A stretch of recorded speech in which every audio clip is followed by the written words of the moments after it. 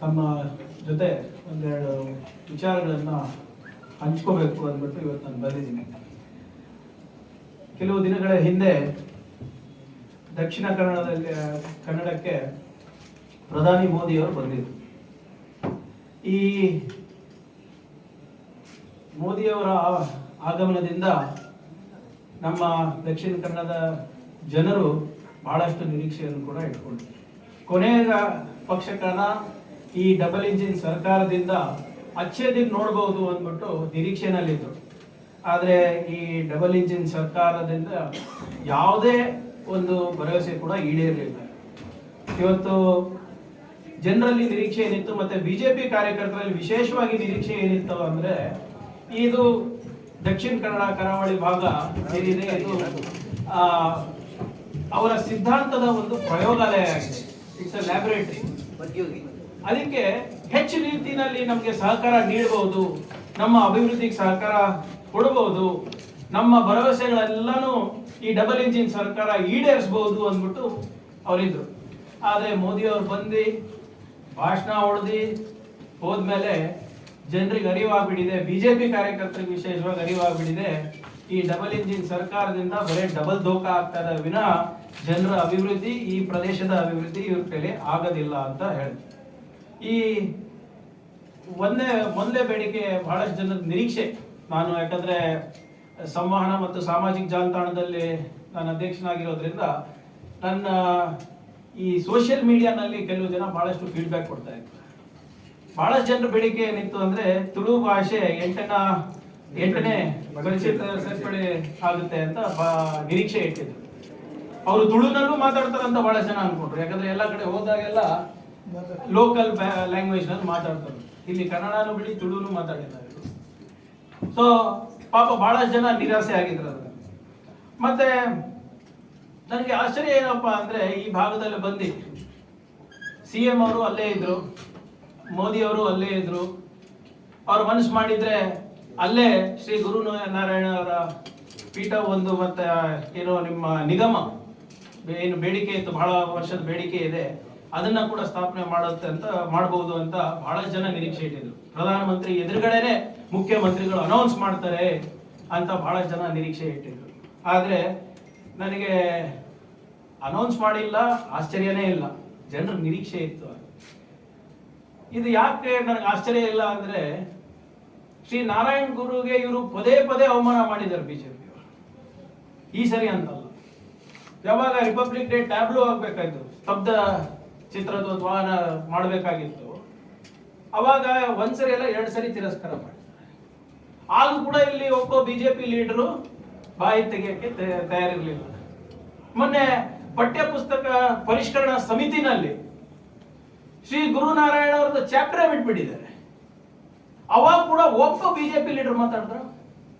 ಕಾಟಾಚಾರಕ್ಕೆ ಯಾವಾಗ ಸಮುದಾಯದ ಜನರು ತಿರುಗಿದ್ರು ಅವಾಗ ಸುನೀಲ್ ಕುಮಾರ್ ಅವರು ಲೆಟರ್ ಬರೀತಾರೆ. ಎಷ್ಟು 1.5 ತಿಂಗಳು ಆದ್ಮೇಲೆ. ಆಶ್ಚರ್ಯ ಆಗುತ್ತೆ, ಯಾಕೆ ಇಡೀ ಬಿಜೆಪಿ ಇನ್ಕ್ಲೂಡಿಂಗ್ CM ಅವ್ರ ಹೆಸರೇನು ರೋಹಿತ್ ಚಕ್ರತೀರ್ಥ ಅಂತ, ಅವ್ ಯಾವ PhD ಮಾಡಿದ್ದಾನೆ, ಎಲ್ಲಿನವನು, ಎಲ್ಲರಿಗೂ ಅವಮಾನ ಮಾಡ್ಬಿಟ್ಟಿದ್ದಾನೆ.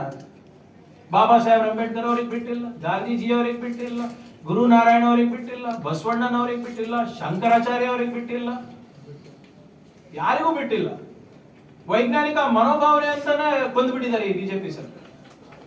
ಇವ್ರು ಯಾರು? ಇವರು ನಾರಾಯಣ್ ಗುರು ಅವರ ಹೆಸರಲ್ಲಿ ಇವ್ರು ಓಟ್ ತಗೋತಾರೆ, ಬಟ್ ಅವ್ರಿಗೆ ಅನ್ಯಾಯ ಆದಾಗ ಇವರು ಬಾಯಿಗೆ ಬೀಗ ಬೀಳುತ್ತೆ ಬಿಜೆಪಿ MLAಗಳಿಗೆ. ನಾವು ಆಪೋಸಿಷನ್ ನಲ್ಲಿ ಇದ್ದು ನಾವು ಅಹೋರಾತ್ರಿ ಧರಣಿ ಮಾಡಿದ್ವಿ, ಅವಾಗ CM ಅವರು ನೋಡ್ತೀವಿ ಮಾಡ್ತೀವಿ ಅಂತ. ಇಡೀ ಸರ್ಕಾರನೇ ಯಾರೋ ಒಬ್ಬ ರೋಹಿತ್ ಚಕ್ರ ತೀರ್ಥ ಅನ್ನೋ ವ್ಯಕ್ತಿಗೆ ಹೋಗಿ ಮಂಡಿ ಊರ್ತಾರಲ್ರಿ. Is this the government you are giving? ಬಹಳ ಜನ ನಮ್ಮ ಭಾಗದಲ್ಲಿ ಕೋಲಿ ಸಮಾಜ, ಕಬ್ಲಿಗರ ಸಮಾಜದವ್ರು ಬಹಳ ಇದ್ದಾರೆ. ಇಲ್ಲಿ ಮಗುವೀರಗಳು ಬೆಸ್ಟ್ ಸಮಾಜದವರು ಇರ್ತಾರೆ. ಸೇಮ್ ಪರ್ಯಾಯ ಪದಗಳು. ST ಮಾಡ್ತೀನಿ ಅಂತ ಹೇಳಿದ್ರಲ್ಲ, ಮುಖ್ಯಮಂತ್ರಿ ಅವರಿದ್ರು, ಪ್ರಧಾನಮಂತ್ರಿ ಅವರಿದ್ರು, ಇಲ್ಲಿಂದ ಸರ್ಕಾರದಿಂದ ಹೋಗಿದೆ ಅಲ್ಲ. ನಾನು ಸಮಾಜ ಕಲ್ಯಾಣ ಸಚಿವನಿದ್ದಾಗ ನಾನೇ ಆ ಪ್ರಪೋಸಲ್ ಅನ್ನ ಕಳಿಸ್ಕೊಟ್ಟಿದ್ದೆ. ಬಿಜೆಪಿಯವ್ರು ಏನೇ ಹೇಳಿದ್ರು ಕೂಡ, ಎಷ್ಟೇ ತಿಪ್ಪರ್ಲಾಗ ಹಾಕಿದ್ರು ಕೂಡ ಆ ಡಾಕ್ಯುಮೆಂಟ್ ಅಲ್ಲಿ ಕೊನೆ ಸಿಗ್ನೇಚರ್ ಇರೋದೇ ನಂದು, ನಾನೇ ಕಳಿಸಿರೋದು. ಈ ಡಬಲ್ ಇಂಜಿನ್ ಸರ್ಕಾರ 3 ವರ್ಷದಿಂದ ಏನು ಕತ್ತೆ ಕಾಯ್ತಾ ಇದೆಯಲ್ಲ, ಅವ್ರ ಹೆಸರಲ್ಲಿ ಓಟ್ ತಗೋತೀರಾ, ಅವ್ರ ಹೆಸರಲ್ಲಿ ರಾಜಕೀಯ ಮಾಡ್ತೀರಾ, ನಿಮ್ಮ ಸಿದ್ಧಾಂತದ ಪರವಾಗಿ ಸಾಯಕ್ ಬಿಡ್ತೀರಾ.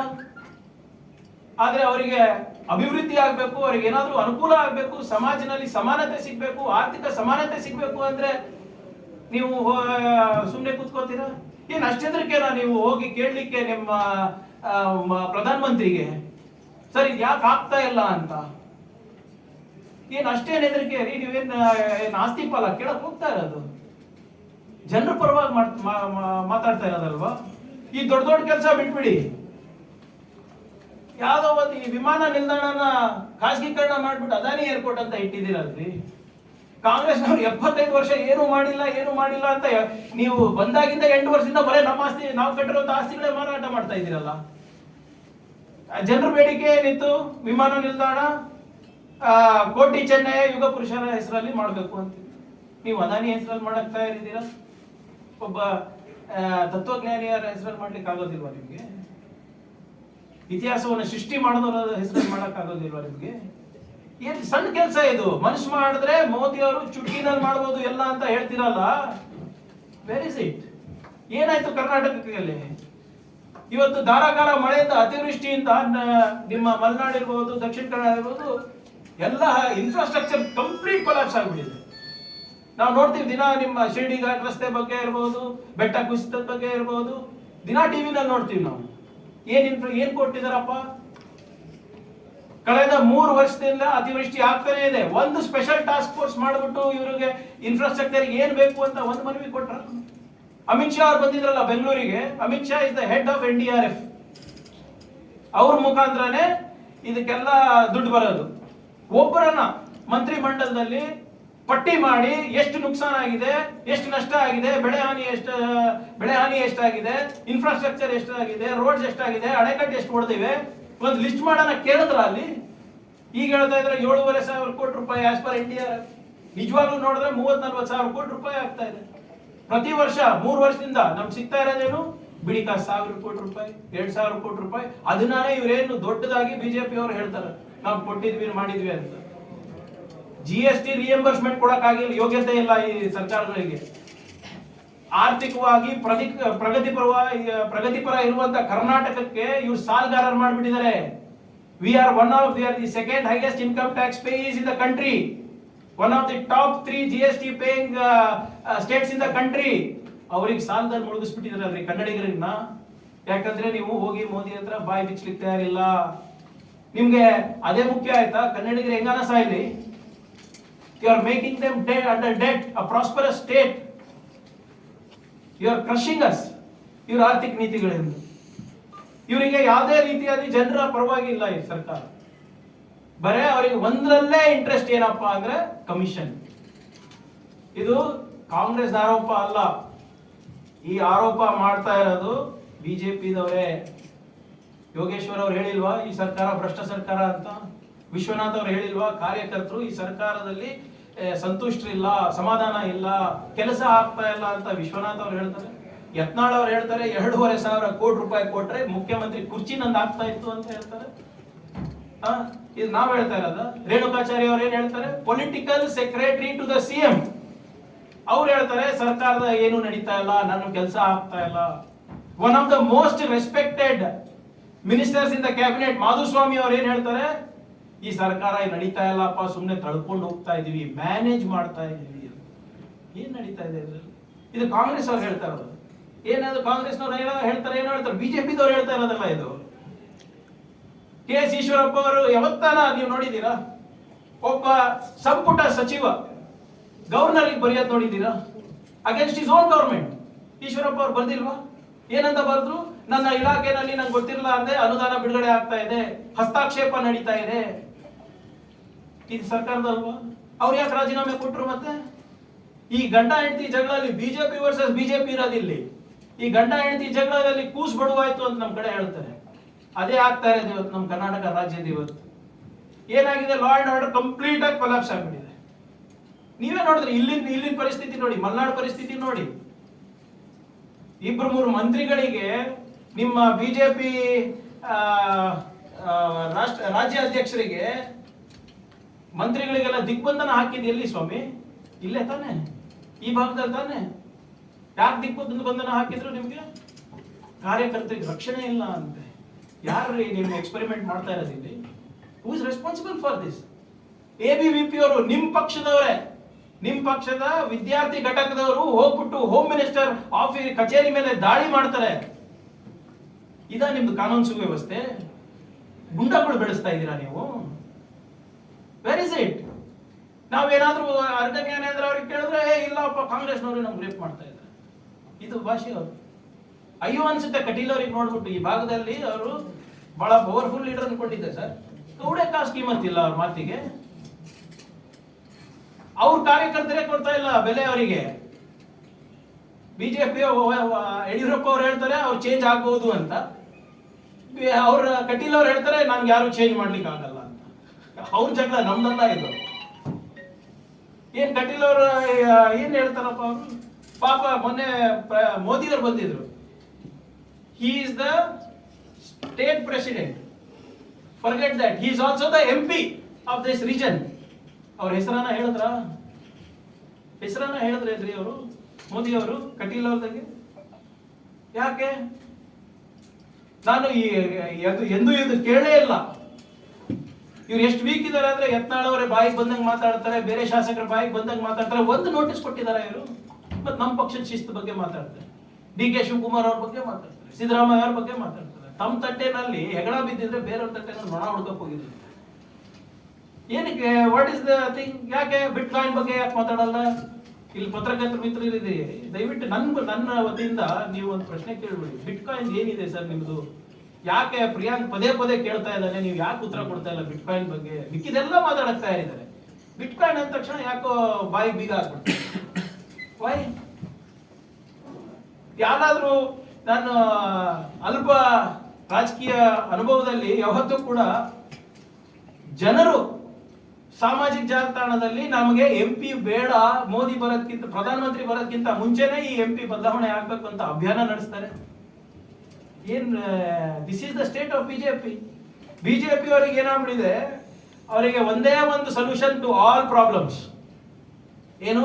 ದ ಪಾಲಿಟಿಕ್ಸ್ ಆಫ್ ರಿಲಿಜನ್, ಧರ್ಮ ರಾಜಕೀಯ. ಕರಪ್ಷನ್ ಬಗ್ಗೆ ಮಾತಾಡಿ ಅಂದ್ರೆ ಹಲಾಲ್ ಕಟ್ಟು ಜಟ್ಕಾ ಕಟ್ತಾರೆ. ಅಭಿವೃದ್ಧಿಗೆ ಹಣ ನೀಡಿ ಅಂದ್ರೆ ಕಾಶ್ಮೀರ್ ಫೈಲ್ಸ್ ನೋಡಿದೀರಾ ಅಂತ ಕೇಳ್ತಾರೆ. ಬೆಲೆ ಏರಿಕೆ, ಪೆಟ್ರೋಲ್, ಡೀಸೆಲ್, ಫರ್ಟಿಲೈಸರ್ ಬಗ್ಗೆ ಮಾತಾಡಿದ್ರೆ ಟಿಪ್ಪು ಸುಲ್ತಾನ್ ತರ್ತಾರೆ. ರೈತರ ಆದಾಯ ದುಪ್ಪಟ್ಟು ಮಾಡ್ತೀನಿ ಅಂದ್ರೆ ಮುಸಲ್ಮಾನರ ಹತ್ರ ನೀವು ಮಾವಿನಕಾಯಿ ತಗೊಂಡ್ರಿ. ನಿರುದ್ಯೋಗ ಬಗ್ಗೆ ಮಾತಾಡಿ ಅಂದ್ರೆ ಯುವಕರಿಗೆ ಕೇಸರಿ ಶಾಲ್ ಹಾಕಿ ಧರ್ಮ ರಕ್ಷಣೆಗೆ ಗೋ ರಕ್ಷಣೆ ಕಳಿಸ್ತಾರೆ. GST ಯಾಕ್ರಿ ಹಾಕಿದೀರಾ ನೀವು? ಅಕ್ಕಿ ಮೇಲೆ, ಗೋಧಿ ಮೇಲೆ, ಮೊಸರು ಮೇಲೆ, ಪೆನ್ಸಿಲ್ ಮೇಲೆ, ಶಾರ್ಪ್ನರ್ ಮೇಲೆ, ಮಜ್ಜಿಗೆ ಮೇಲೆ ಅಂತ ಕೇಳಿದ್ರೆ ಅಜಾನ್ ನಾವು ಬ್ಯಾನ್ ಮಾಡಬೇಕು, ನಿಮ್ಮ ಅಭಿಪ್ರಾಯ ಏನು ಅಂತ. ನಿರುದ್ಯೋಗ ಎಷ್ಟಿದೆ ಇವಾಗ? 2,40,40,000 ಹುದ್ದೆಗಳು, ಸರ್ಕಾರಿ ಹುದ್ದೆಗಳು ಖಾಲಿ ಇದೆ. ಬೊಮ್ಮಾಯಿ ಅವರೇ, ಕಟೀಲ್ ಸಾಹೇಬ್ರೆ, 2.4 lakh. ಎಷ್ಟು ನೋಟಿಫಿಕೇಶನ್ ಹೊಡಿಸಿದೀರಾ ಕಳೆದ 3 ವರ್ಷದಲ್ಲಿ?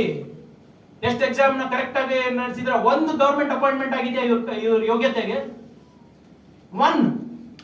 ಎಲ್ಲದರಲ್ಲೂ ಹಗರಣ. PSI ಹಗರಣ ಆಯ್ತು. 545 ಹುದ್ದೆಗಳಿಗೆ 54,000 ಜನ ಕ್ವಾಲಿಫೈ ಆಗಿದ್ರು. ಏನ್ ಮಾಡಿದ್ರಿ? 80 lakhs 1 crore ಮಾರಾಟ ಮಾಡಿದ್ರಿ. ಯಾರು ಮಾರಾಟ ಮಾಡಿದ್ರು? ನಾವು ಹೇಳಿದ್ರೆ ಕಾಂಗ್ರೆಸ್ನವರು, ಸರ್ ನೀವು ಸದನದಲ್ಲಿ ಇದ್ರಲ್ಲ, ನಿಮ್ಮ ಸದನ ಮೇಲ್ಮನೆಯಲ್ಲೇ ಅವ್ರು ಉತ್ತರ ಕೊಟ್ಟಿದ್ದು ಅರ್ಗ ಜ್ಞಾನೇಂದ್ರ ಅವರು, ಏನು ನಡೆದೇ ಇಲ್ಲ ಅಂತ. ಒಂದ್ಸರಿ ಅಲ್ಲ 6 ಸರಿ ಕೊಟ್ಟಿದ್ದಾರೆ. ಮತ್ತೊಂದು IPS ಆಫೀಸರ್ ಅರೆಸ್ಟ್ ಯಾಕಾದ್ರು? ನಿನ್ನೆ ಒಬ್ಬ ಬಿಜೆಪಿ ಶಾಸಕ ಬಂದು ಹೇಳ್ತಾರೆ, ಒಂದ್ ಯಾವ್ದೋ ಆಡಿಯೋ ಕ್ಲಿಪ್ ವೈರಲ್ ಆಗಿದೆ, 15 ಲಕ್ಷ ತಗೊಂಡಿದ್ದೀನಿ, ಮಧ್ಯಸ್ಥಿಕೆ ಮಾಡಿದೀವಿ ಅಂದ್ರೆ, ಹೌದು ಅದು ನಂದೇ ಧ್ವನಿ ಅಂತ ಹೇಳ್ತಾರೆ. ಮಧ್ಯಸ್ಥಿಕೆ ಅಂದ್ರೆ ಏನು? BJP MLAs are they brokers for BJP ministers? Vidhana Soudha ಏನು ವ್ಯಾಪಾರ ಸೌಧ ಮಾಡ್ಬಿಟ್ಟಿದ್ದೀರಾ? Is this the way you run the government? ಯುವಕರ ಭವಿಷ್ಯದ ಚಲಾಟ ಆಡ್ತಾ ಇದ್ದೀರಲ್ರಿ. 54,000 ಜನ, 545 ಹುದ್ದೆಗಳು ಮಾರಿದ್ದೀರಾ. ನಾಚಿಕೆ ಬರಲ್ವಾ ನಿಮ್ಗೆ? KPTCL, JEE, AE ಪೋಸ್ಟ್ಗಳಿಗೆ 3,50,000 ಯುವಕರು ಬರ್ದಿದ್ದಾರೆ, ಯುವತಿಯರು ಬರ್ದಿದ್ದಾರೆ. ಅದರಲ್ಲೂ ಹಗರಣ ಆಗಿಲ್ಲ ಅಂತಾರೆ. 20 ಜನ ಅರೆಸ್ಟ್ ಆಗಿದ್ದಾರೆ ಇಲ್ಲಿವರೆಗೂ. ಯಾಕೆ ಜುಡಿಷಿಯಲ್ ಪ್ರೋಬ್ ಮಾಡ್ತಾ ಇಲ್ಲ?